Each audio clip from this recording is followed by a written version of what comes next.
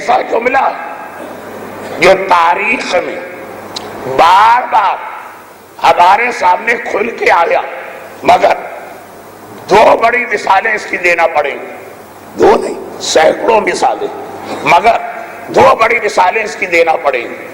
قرآن کہہ رہا کہ بعض لوگوں کا یہ مزاج ہوتا کہ پہلے وہ دعا کرتے ہیں، حجت خدا کا انتظار کرتے ہیں، حجت خدا کے لیے تڑپتے ہیں، اور جب حجت خدا آ جاتی ہے تو یہی انتظار کرنے والے، یہی دعا کرنے والے، یہی تڑپنے والے اس کے بدترین دشمن بن جاتے ہیں۔ تاریخ گواہی دے رہی کہ ہر دور میں یہ ہوا، مگر دو بڑی مثالیں۔ اللہ کا رسول جس انداز سے پیغمبر سے پہلے کے یہودی اللہ کے رسول کے لیے تڑپے، ہم اور آپ تو اپنے امام کا کیا انتظار کریں گے جو یہودیوں نے رسول خدا کا انتظار کیا؟ صدیوں، نسلوں، پشتوں پیغمبر کے انتظار میں یہودی دنوں رات گزار رہے ہیں۔ دعا نہیں، دعا تو ہم بھی مانگتے ہیں، عملی تیاری قوم یہود جس کے پاس دولت زیادہ ہو گئی۔ یہ بات ہو رہی ہے رسول خدا سے پہلے کے مخلص یہودیوں کی۔ سارے یہودی برے نہیں گزرے تاریخ میں، مخیرق بھی تو پیغمبر کے زمانے کا ایک یہودی تھا، ایک نماز پڑھے بغیر جنت میں گیا، کتنی بڑی اس نے قربانی دی۔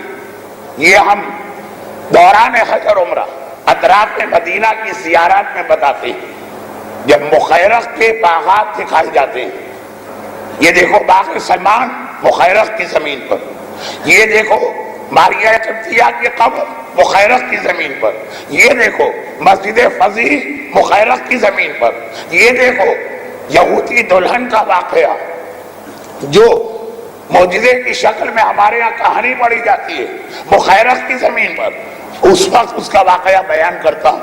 آج تو خالی ایک اشارہ آ گیا، مخلص سنسیئر یہودی، ہر یہودی مرتے وقت اپنی جائیداد کا ایک بڑا حصہ آخری رسول کے لیے وقف کر کے جاتا تھا، درہم، دینار، کنیز، غلام، باغات، زمین۔ اور قوم یہود میں جو بھی ایسا بچہ نظر آتا ہے جو طاقتور ہو، اسے فوراً منتقل کر دیا جاتا کہ اسے حفاظت کے ساتھ رکھو، باقاعدہ فوجی ٹریننگ دلواؤ، یہ رسول خدا کے نام پہ وقف ہے، آخری نبی آئے گا یہ ان کی فوج میں شامل ہوگا۔ قوم یہود میں جو بھی ذرا انٹیلیجنٹ، ایک ہے جسمانی طاقت، ایک ہے دماغی طاقت، اسے پیغمبر کے نام پہ والدین وقف کر دیتے ہیں۔ کیا ہم رسول خدا کا ایسا انتظار کر رہے ہیں؟ ہمارا اچھا بچہ ڈاکٹر بنے گا، انجینئر بنے گا، چارٹرڈ اکاؤنٹنٹ بنے گا، دین کے راستے پہ نہیں چلے گا۔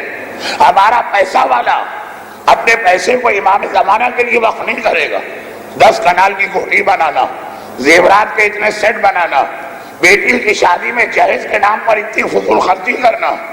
جو انتظار یہودیوں نے کیا ہم تو اس کا سوا حصہ بھی نہیں سوچ سکتے۔ ایک چھوٹا سا جملہ ہے بہت بڑا، اپنے آپ میں کنٹرول کر رہا ہوں۔ پورا خیبر کا علاقہ یہودی بزرگوں نے رسول خدا کے لیے بنایا تھا۔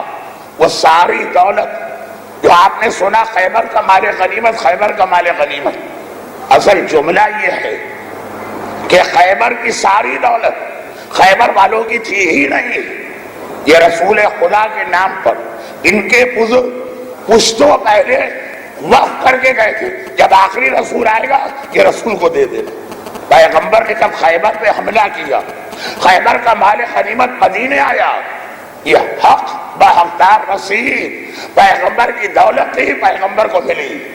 لیکن عجیب بات یہ ہے کہ مرحب و انتر اور ان کی ساری فوج رسول خدا کے نام پہ بنائی گئی تھی۔ ان کے بزرگوں نے کہا تھا ہماری اولاد میں جو طاقتور بچہ پیدا ہو اسے پیغمبر کے نام پہ رکھ دینا. جب آخری رسول آئے وہ پیغمبر کے پرچم تلے پیغمبر کی حمایت میں جنگ کرے.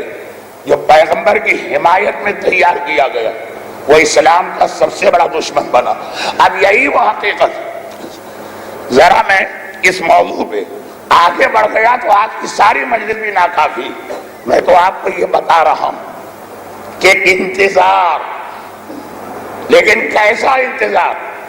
اچھا یہ جو میں نے بات کہی اگر آپ کو اور ڈیٹیل میں پڑھنا سورہ بقرہ کی تفسیر میں آیت نمبر 89 کا بیان پڑھ لیجیے گا. علماء پورا واقعہ لکھتے ہیں.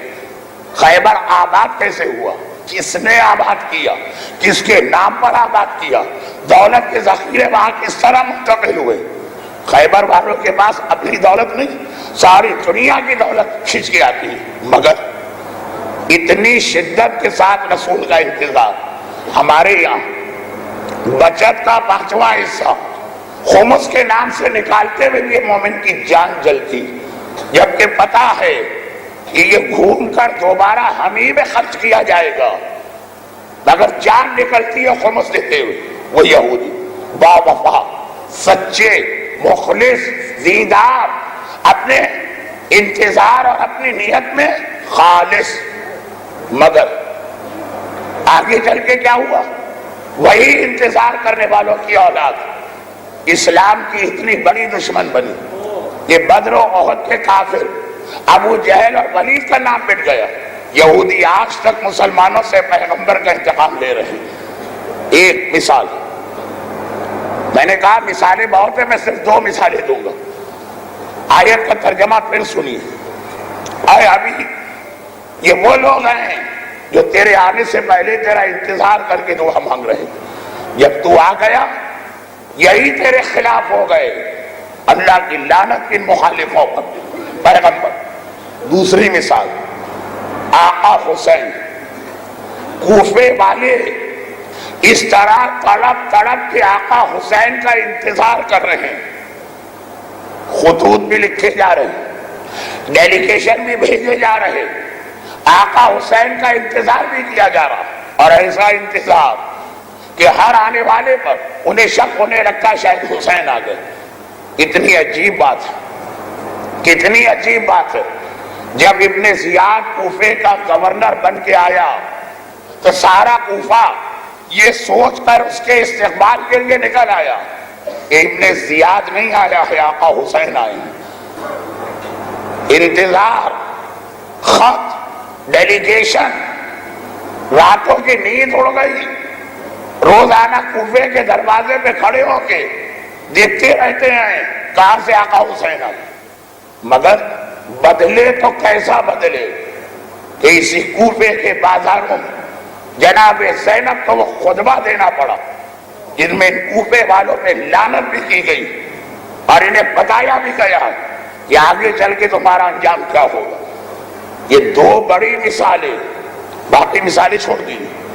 یہ 2 بڑی مثالیں ہمیں اور آپ کو آگاہ کر رہی ہیں کہ آخری امام کا انتظار کرنے والوں ایسا نہ ہو کہ آخری امام کے آنے کے بعد تمہارے معاشرے میں بھی اینٹی کلائمیکس ہو جائے. انتظار کرنے والے ہی امام کے مخالف ہو جائیں، انتظار کرنے والے ہی امام کے دشمن ہو جائیں. جبکہ ہمارے پاس پہلے سے 200 سے زیادہ حدیثیں موجود ہیں. 200 پہلے سے ہمارے پاس 200 سے زیادہ حدیثیں موجود ہیں.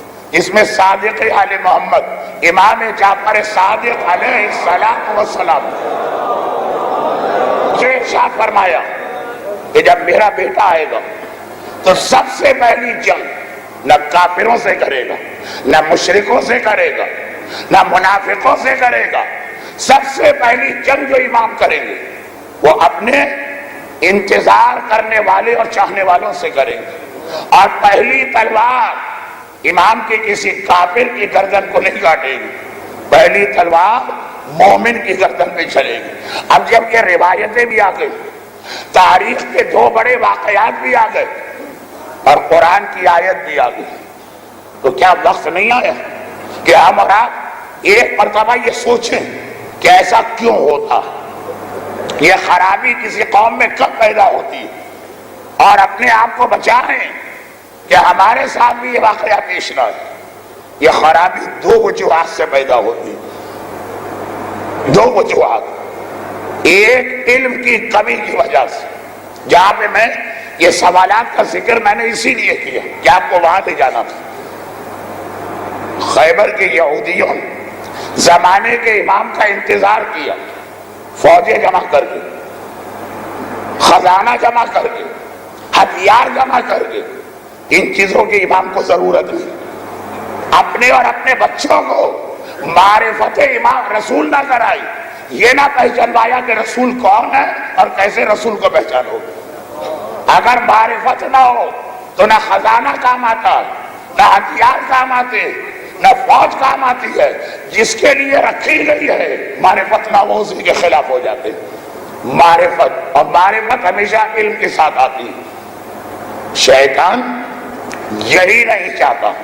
اب ایک جملہ ایسا کہہ رہا ہوں جو آج جعفری ہاؤس کی مجلس میں 5 دن کی محنت میں آ چکا، تو وہاں تقریر ہوئی تھی، آپ کے لیے صرف ایک جملہ، اور یہی وجہ ہے کہ ہماری قوم کی جہاں بات آئی، شیطان کو پتا امام کا انتظار کرنے والے تو یہی لوگ ہیں، امام کا ساتھ دینے والے تو یہی لوگ ہیں۔ جس طرح سے میں نے یہودیوں کو انتظار کے بعد بہکا دیا، وہی طریقہ ان پہ کیوں نہ اختیار کرو۔ وہاں بھی یہی کیا، ہتھیار رکھوا لیے، درہم و دینار جمع کروا لیے، فوجیں بنا لی، انہیں معرفت رسول نہ کرنے دی۔ یہاں بھی یہی کرو، ان کو اتنا علم سے دور کر دو۔ اور علم سے کیسے دور ہوتا؟ یہ خود امام نے فرمایا کہ آخری زمانے میں اللہ دنیا سے علم کو اٹھانے لگے گا۔ فرزند رسول علم کیسے اٹھایا جاتا؟ کہ علماء کی موتیں کثرت سے ہونے لگیں گی۔ عالم کا چلا جانا، عالم کا جانا نہیں ہے، علم کا جانا۔ اب عالم سے دشمنی رکھنا، عالم سے دشمنی نہیں ہے، علم سے دشمنی ہے۔ مرجعیت کے خلاف آج اتنا زبردست موومنٹ کیسے چلایا جا رہا؟ ایک دم بیٹھے ایسا لگا ہماری قوم جوان ہو گئی ہے۔ پہلے بچے تھے، ہمارے بزرگ سب نادان تھے، ہمارے ایمان رکھنے والے پورے خانوادے نہ سمجھتے۔ عقل تو ہم میں آئی ہے، سمجھ تو ہم میں آئی ہے، جوان تو ہم ہوئے ہیں۔